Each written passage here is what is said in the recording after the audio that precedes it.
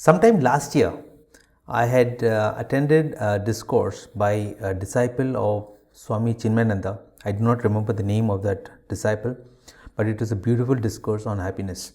So, what I've done now is to put together some excerpt from that discourse because the message was beautiful. So, for the next 10 minutes, what I would like you to do is to imagine that I am that Swami. Imagine that I am dressed in a typical Swami's attire and I am Swami Vasudevan and not Vasudevan, okay? In order to make life a little easy for you, I wore this orange shirt. So here we go. I was in Singapore to deliver a convention along with Swami Chinmayananda. I was dropped off at close to the university where I had to go, but I found myself lost because in Singapore everything looks the same. Even the trees look the same, people look the same, the buildings look the same. So I was pretty lost. At that point, I saw a young man on his bicycle coming along. So I stopped him and asked him for direction. Now this guy started looking at me up and down and looked at my strange attire.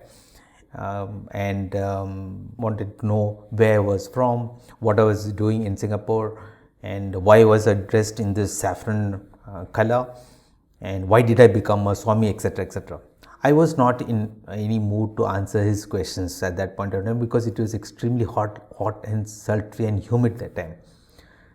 So the best way to avoid questions is what is to start asking questions. So I started asking questions. I asked him where was he going. He said he was going to the college. I asked him why do you go to the college. He said to gain knowledge. I said, oh, that's good. That means you really enjoy your studies. He said, no. Who in the world really enjoys studies? Then I said, why do you go to the college then? He said, I go to the college because I have to get a degree. I said, supposing I give you a degree, will you stop going to college? He said, of course not. No, this is Singapore, it's not India. Then I wondered to myself, probably we have a dubious distinction of people getting degrees even without attending college, but probably it's not just true in India, it could be possibly true in other places also. Anyway, I continued with my questions. Then he asked me, what degree can you give me? I said, any degree that you want. Then he said, you mean to say I can get a job using the degree that you give me? I said, hang on, you said you wanted a degree. You never said that you wanted a job. You need to make up your mind. What is it that you want? You want a degree or you want a job? He said, obviously I need a degree so that I can get a job. I said, fine. In my mission, there are lots of vacancies. We work with the schools, we work with the community center, we work with hospitals, etc. There are a lot of vacancies right now. If you want, you can come along and I can give you a job. Then he said, how much will you pay me? I said, now hang on, now make up your mind. What is it that you want? You want a job or you want money? What is it that you want? Be clear. Then he said, yeah, I want a job because so that I can make money. I said, that's more like it. Now tell me how much money you want. So he said, he looked at me, probably was wondering what can this Swamiji offer and what is the right amount that he can ask me. Then he said 15 million. I said 15 million what? Is it 15 million Indian rupees or 15 million Singapore dollars or US dollars or 15 million pounds? He was lost because he didn't know that there were so many different currencies existing. Then he asked me, which of these is the highest? I said, as of today, it is the sterling pound which is the highest. Then he said, okay, then I will go with the 15 million pounds. I said, done. The 15 million pounds are there in your bank. He said, what?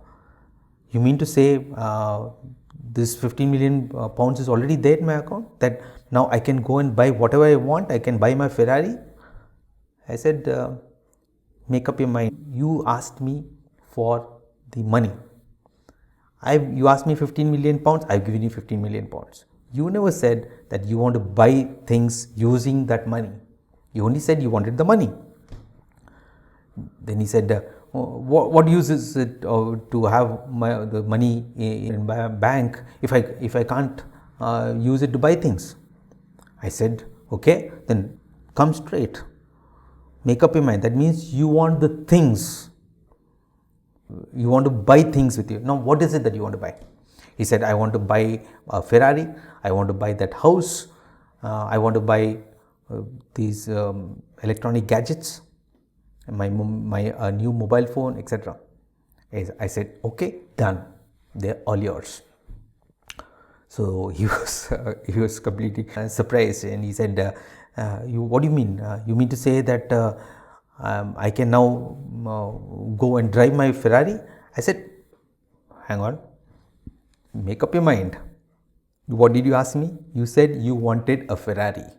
You never told me that you wanted to drive the Ferrari, right?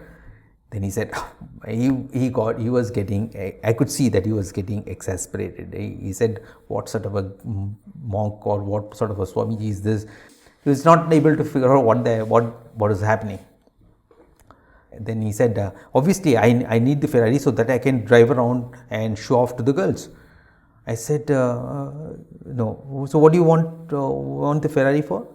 He said, I want to drive in the Ferrari. I said, why do you want to drive in the Ferrari? He said, so that I can show off to the girls. I said, why do you want to show off to the girls? So that I can enjoy. I said, why do you want to enjoy? He said, so that I can be happy. I said, why do you want to be happy?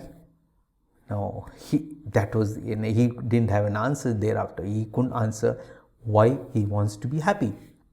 And this is what happens. You see, you go to college to gain knowledge. Is knowledge for the sake of knowledge? No. We want to get knowledge in order to get a degree. Is the degree for the sake of the degree? No. The degree is to get you a job. Now, is the job for the sake of the job? No.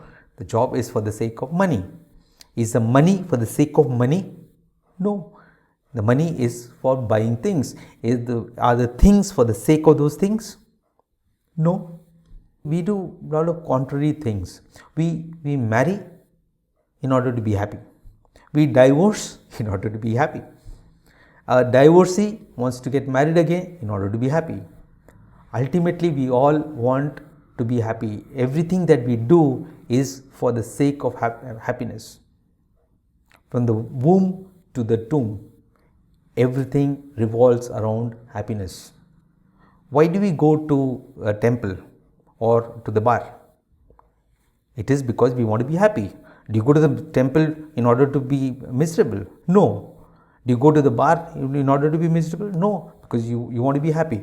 It's a different point that you may be going to the bar because you are miserable, okay? But you don't go to the bar in order to be miserable. So you realize that everything that we do, everything ultimately comes down to that one desire that we all want, that we all have, that is to be happy. Everything that you do, every action, every activity, what we do, ultimately, if you drill it down to its lowest level, it will come and stop at that one point, and that is happiness. This was a great learning for me. It was a complete eye-opener for me, and that's why I thought I should definitely share this with you so that you can think about it. And if you resonate with what I've shared, do share your comments. I would look forward to engaging with you on this topic. It's It's a really wonderful revelation to me, and I'm sure this would have led you to think and introspect. Okay, hope you liked my perspective. Looking forward to hearing back from you with your comments. Bye.